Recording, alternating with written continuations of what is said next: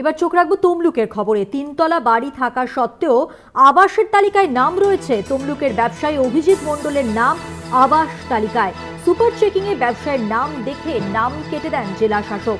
বাড়ির প্রয়োজন নেই, তৃণমূলকে বদনাম করার জন্য নাম সরায়নি, এমনটাই দাবি বাড়ির মালিকের। অর্থাৎ যার বাড়ির প্রয়োজন নেই, রীতিমতো তিনতলা বাড়ি রয়েছে, আপনারা দেখতেও পাচ্ছেন সেই ছবি, বাড়ির ছবি, এবং তারপরেও আবাস যোজনার তালিকায় ব্যবসায়ীর নাম। তৃণমূলকে বদনাম করার চেষ্টা, দাবি বাড়ির মালিকের।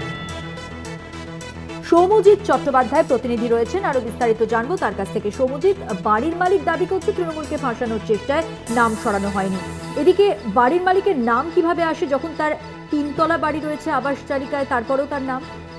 দেখো, বাড়ির মালিক অভিজিৎ মণ্ডল, তিনি পেশায় পানের আড়তদার। তিনি কিন্তু জানাচ্ছেন যে 2018 সালে আবাস যোজনার বাড়ির জন্য যখন সার্ভে হয়, তখন তিনি, তার অবস্থা অতটা ভালো ছিল না, তিনি তখন আবাসের বাড়ির জন্য অ্যাপ্লাই করেছিলেন। তিনি নাকি তখন কুড়ে ঘরে বসবাস করতেন, এমনটাই তিনি জানিয়েছিলেন।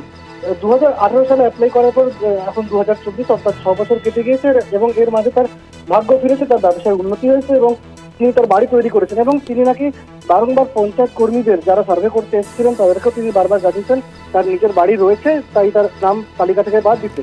কিন্তু পঞ্চায়েত কর্মীরা ইচ্ছাকৃত তাদের সেই নাম কাটেনি, এমনটাই কিন্তু তিনি অভিযোগ করেছেন। কেননা উত্তর সোনামুড়ি গ্রাম পঞ্চায়েত এখন বিজেপির দখলে, এবং সেইখানে বিজেপি কর্মীরা তৃণমূলকে ইচ্ছাকৃত দুর্নাম করার জন্যই এমনটা ঘটিয়েছে, এমনটাই কিন্তু অভিযোগ করেছেন বাড়ি মালিক অভিজিৎ মণ্ডল।